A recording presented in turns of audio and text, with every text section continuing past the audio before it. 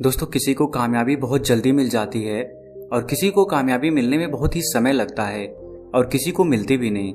हम सब बहुत मेहनत करते हैं, लेकिन कभी कभी हमारे मेहनत के हिसाब से हमें उसका फल प्राप्त नहीं हो पाता है। और आपने देखा होगा कि कुछ लोग थोड़ा ही परिश्रम किए और वे लोग बहुत आगे निकल गए। आप कहते भी होंगे, अरे वह तो पढ़ने में मेरे से धीमा था लेकिन फिर भी हमसे आगे निकल गया। आप जो सोच रहे हैं वह चीज आपके हिसाब से नहीं हो रही है और बार बार असफलता का मुंह ही देखना पड़ रहा है और अंत में खुद को आप लाचार पा रहे हैं, खुद को कमजोर पा रहे हैं। कई बार होता है कि हम सब इतने असफल हो जाते हैं कि फिर हमारा मन टूट जाता है। हम खुद को बहुत ही कमजोर और हारा हुआ महसूस करने लग जाते हैं और बहुत निराशा भी होती है। और निराशा क्यों ना हो, दुखी क्यों ना हो हम, क्योंकि हमने तो बहुत परिश्रम किया था, जितना हमसे होना चाहिए था उतना किया था, लेकिन मुझे उस परिश्रम के हिसाब से उसका फल नहीं मिल पाया और एक बार फिर असफलता का मुंह देखना पड़ा। दोस्तों, अगर यह सारी सिचुएशन, यह सारी समस्याएं आपके भी जीवन में घटित हो रही हैं या ना भी घटित हो रही हैं, तो भी आप इस वीडियो को छोड़कर कहीं ना जाइएगा, क्योंकि कुछ ऐसी बातें आपको पता चलेंगी जो कि शायद आप इससे पहले कहीं सुने हों। जो बातें मैं आपको बताने वाला हूँ वह सारी बातें आपको इन सभी मुश्किलों से बाहर निकाल लेंगी। जैसे आज के समय में स्कूल है, वैसे ही पुराने समय में आश्रम हुआ करते थे। उस समय के लोग अपनी शिक्षा ग्रहण करने के लिए आश्रम में जाया करते थे। उस समय हर शिष्य अपने गुरु का बहुत ही सम्मान करता था। प्राचीन समय में किताबी ज्ञान से ज्यादा लोगों को व्यवहारिक ज्ञान सिखाया जाता था। प्राचीन समय में एक आश्रम था जिसमें विभिन्न प्रकार के विद्यार्थी गुरु से शिक्षा ग्रहण करते थे। आश्रम से सभी बच्चे शिक्षा ग्रहण करने के बाद अपने अपने राज्य को वापस लौट जाते थे। उन्हीं शिष्यों में राजवीर नाम का एक शिष्य था। वह भी अपने गुरु से शिक्षा ग्रहण करने के बाद अपने राज्य वापस लौट आता है। वापस आने के बाद सभी लोग अपने अपने राज्य में अपने अपने कामों में वापस लग जाते हैं। धीरे धीरे समय बीतता गया, राजवीर और बड़ा होने लगा। उसके परिवार की दशा पहले से ही अच्छी नहीं थी। राजवीर के घर वालों ने भी यही सोचा था कि राजवीर आश्रम से जब शिक्षा ग्रहण करने के बाद आएगा तो वह बहुत ही कामयाब बनकर आएगा, अच्छे से अपने परिवार का पालन पोषण करेगा। लेकिन राजवीर के साथ यह सारी बातें उल्टी हो रही थी। वह आश्रम से शिक्षा ग्रहण करके तो आया था, लेकिन जब वह काम की तलाश में दूर दूर जाता तो उसे कोई काम नहीं मिलता था। छोटी छोटी चीजों में वह असफल हो जाया करता था। राजवीर एक बार एक राजा के यहाँ गया हुआ था, क्योंकि राजा अपनी सेना में नए सैनिकों को भर्ती कर रहा था। राजवीर भी राजा की सेना में भर्ती होने के लिए राजा के महल पहुंच जाता है। राजवीर जब राजा के अधिकारियों के सम्मुख प्रस्तुत होता है अपनी योग्यता को साबित करने के लिए, तो उसके हाथ पैर कांपने लगते हैं। यह देख राजा के अधिकारी उसे बाहर कर देते हैं। उससे कहते हैं कि तुम राजा की सेना में भर्ती होने लायक नहीं हो अभी। दोस्तों, इस बात से राजवीर बहुत ही निराश और हताश हो जाता है, क्योंकि उसके जीवन में अगर कोई उम्मीद भी बची हुई थी तो यही एक थी।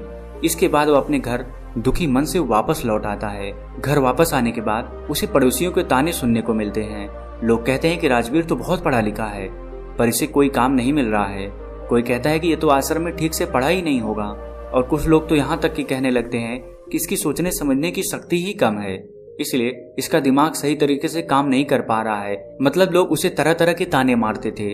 इस बात से राजवीर बहुत ही ज्यादा परेशान हो गया था। एक दिन उसके मन में आत्महत्या करने का विचार भी आने लगा। फिर जैसे तैसे उसने खुद को संभाला। उसने अपनी समस्या एक दोस्त से बताई। दोस्त ने कहा, राजवीर, तुम एक बार फिर आश्रम में अपने गुरुजी से मिलने जाओ और तुम उन्हें अपनी सारी समस्या बताओ, वह तुम्हारी सारी समस्याओं का निराकरण कर देंगे। राजवीर तो पहले हिचकता है कि आश्रम गए हुए बहुत दिन हो गए, पता नहीं गुरुजी मुझे पहचान पाएंगे कि नहीं, लेकिन जैसे तैसे वह हिम्मत जुटाकर आश्रम चला जाता है। वहीं पर उसे वही पुराने गुरु मिलते हैं जिन्होंने राजवीर को बचपन में पढ़ाया था। गुरु अब बूढ़े हो चले थे। राजवीर उन्हें अपनी सारी समस्या बताता है। गुरु बिल्कुल शांतिपूर्वक उसकी बातों को सुनते हैं। राजवीर कहता है कि हे गुरुवर, मैं कहीं भी जाता हूँ तो मैं असफल हो जाता हूँ। मैं किसी भी परीक्षा में पास नहीं हो पाता हूँ।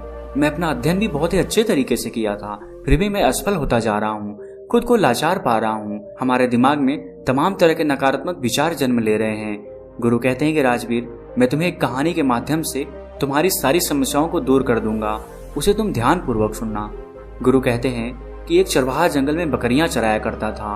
बकरी चराते चराते वह जंगल में इतना आगे निकल गया कि उसे शेर का एक छोटा बच्चा मिला। उसने अभी आंखें भी नहीं खोली थी। छोटा बच्चा सबको प्यारा लगता है, यह जानते हुए भी कि यह शेर का बच्चा है। उस चरवाहे ने उस शेर के बच्चे को उठा लिया और भेड़ों का दूध पिलाने लगा। वह बच्चा धीरे धीरे बढ़ने लगा, भेड़ों के बच्चों के साथ खेलता, भेड़ों के साथ ही घास खाता, भेड़ों की तरह ही बोलता, अपने आप को भेड़ ही समझता था। अब बच्चा बड़ा हो गया था। एक रोज किसी दूसरे शेर ने भेड़ों के झुंड पर हमला कर दिया। सभी भेड़ें दौड़ने लगी। शेर के उस बच्चे ने भी डरते कांपते भेड़ों की तरह भेड़ों के झुंड की तरफ भागने लगा। वह बड़ा हो गया था, लेकिन फिर भी भेड़ों के साथ ही भागा जा रहा था। दौड़ते हुए शेर के बच्चे को, जो कि अब बड़ा हो गया था, उस हमलावर शेर ने देख लिया। उसे इस तरह भागते हुए देख हमलावर शेर को बड़ा ही आश्चर्य हुआ।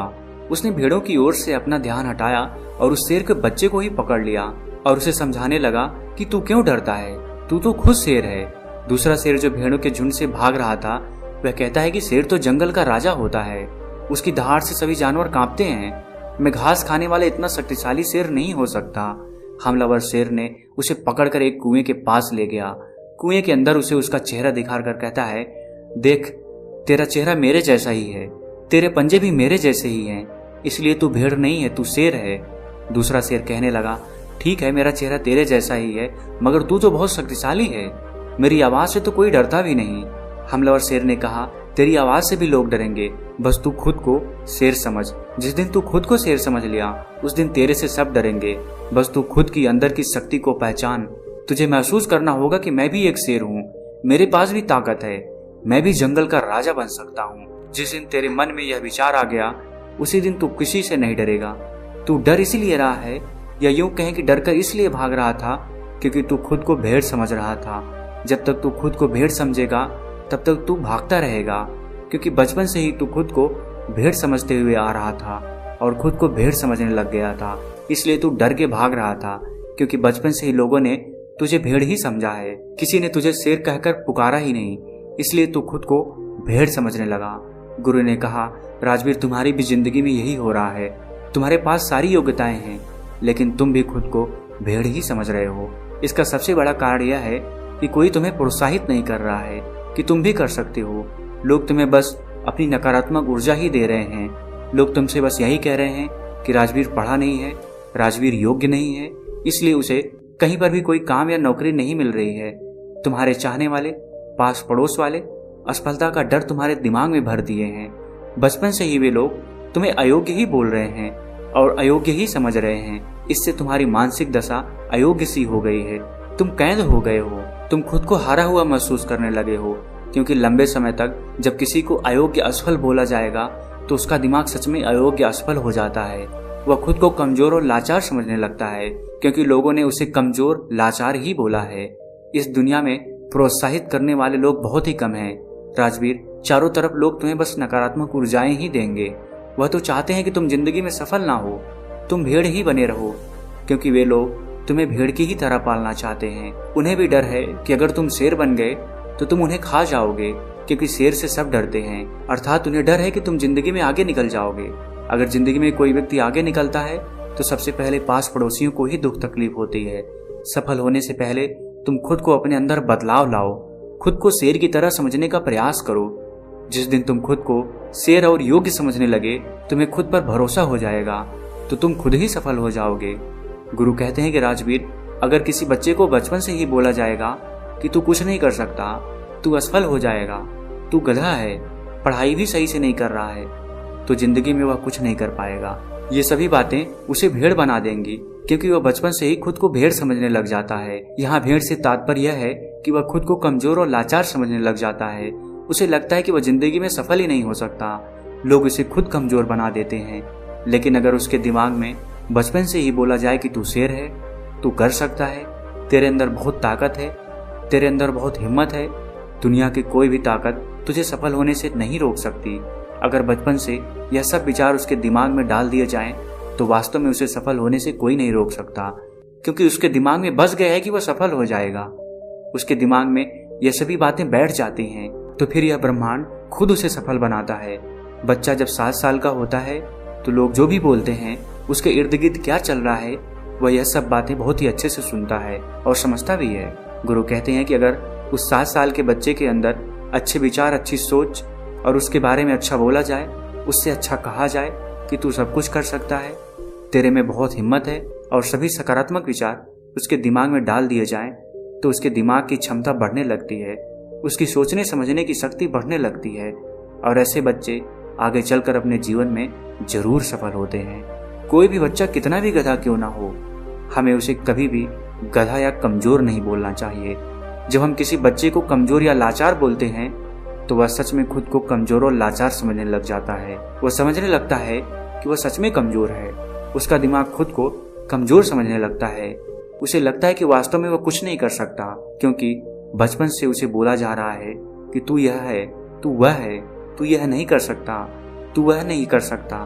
तो यह तमाम विचार उसके दिमाग में बैठ जाता है। तो इस विचार से वह जिंदगी में कुछ आगे सोच नहीं पाएगा, वह भेड़ ही बन जाएगा। लेकिन वहीं पर अगर उसके दिमाग में बचपन से ही अच्छे विचार डाले जाएं, अच्छी सोच पैदा की जाए, तो आगे चलकर वह एक सकारात्मक ऊर्जा के साथ आगे बढ़ेगा। जब कोई व्यक्ति सकारात्मक ऊर्जा के साथ आगे बढ़ता है तो उसके जीवन में आने वाली सारी बाधाएं खुद ब खुद दूर हो जाती हैं। राजवीर, बचपन से तुम्हारे साथ भी यही हो रहा है। बचपन से लोग तुम्हारे दिमाग में यही सब नकारात्मक विचार भर दिए हैं, जिससे कि बड़े होकर भी तुम यही सब सोच रहे हो। तुम बिना डरे हुए खुद को सकारात्मक ऊर्जाओं से पहले भरो। जब तुम खुद को सकारात्मक ऊर्जाओं से भर दोगे तो फिर तुम अपने आप सफल हो जाओगे। सफलता के द्वार तुम्हारे लिए खुलने लगेंगे। गुरु कहते हैं कि कहीं पर जाने से, कुछ भी करने से पहले अपने मन को सकारात्मक ऊर्जाओं से भरो। तुम्हें असफलता या नकारात्मक विचारों पर ध्यान ही नहीं देना है, तुम्हें बस खुद को सकारात्मक ऊर्जाओं से भरना है। तुम प्रतिदिन जब सुबह उठो और रात को जब सोने जाओ, तब महसूस करो कि हम भी कर सकते हैं, हम असफल नहीं होंगे, हमारे अंदर भी ताकत है, हमारे अंदर भी हिम्मत है। खुद को सकारात्मक ऊर्जाओं से भरते रहो। इसके बाद धीरे धीरे तुम खुद को महसूस करने लगोगे कि तुम्हारे लिए सफलता के द्वार खुलने लगे हैं। गुरु आगे कहते हैं कि राजवीर, तुम यह काम आज से ही शुरू कर दो। अगर तुम यह काम आज से शुरू कर देते हो तो तुम्हें बहुत ही जल्द इसका प्रभाव देखने को मिलेगा। इतना कहकर गुरु शांत हो गए। राजवीर अपने गुरु को दंडवत प्रणाम करते हुए एक सकारात्मक ऊर्जा के साथ आश्रम से वापस अपने घर आ जाता है। 2 महीने के अभ्यास के साथ सबसे पहले वह अपने अंदर के डर को समाप्त करता है, खुद को सकारात्मक ऊर्जाओं से भरता है। ऐसे ही एक दिन राजा के सैनिक उसके गांव आते हैं और बोलते हैं कि राजा की सेना में कुछ नए सैनिकों की जरूरत है। इसके लिए जो राजा की सेना में भर्ती होना चाहता है, सैनिक बनना चाहता है, वह ठीक 5 दिन बाद राजा की सेना में भर्ती होने के लिए महालाकर अपनी योग्यता का प्रमाण देकर सेना में भर्ती हो सकता है। ठीक 5 दिन बाद कड़ी मेहनत के बाद राजवीर अपनी योग्यता का प्रमाण देने के लिए राजा के राजमहल पहुंच जाता है। राजा के सैनिक इस बार उसे देखते हैं तो उसमें एक अलग प्रतिभा, सकारात्मक ऊर्जा दिख रही थी। वह पहले से डर नहीं रहा था। इस बार राजवीर अपने सभी परीक्षा में पास हो जाता है। राजा की सेना में वह भर्ती भी हो जाता है। जब राजवीर के घर वालों को यह बात पता चली तो वे सब बहुत ही खुश हो गए। दोस्तों, गुरु के माध्यम से आज हमें ऐसी बातें पता चली जो कि हमारे लिए किसी वरदान से कम नहीं है। दोस्तों, उम्मीद है इस वीडियो से आपको बहुत कुछ सीखने को मिला होगा और अगर आप पहली बार हैं तो हमसे जुड़ने के लिए इस चैनल को सब्सक्राइब करना मत भूलिएगा। मिलते हैं अगली वीडियो में कुछ नए विचारों के साथ। तब तक के लिए आपका बहुत बहुत आभार।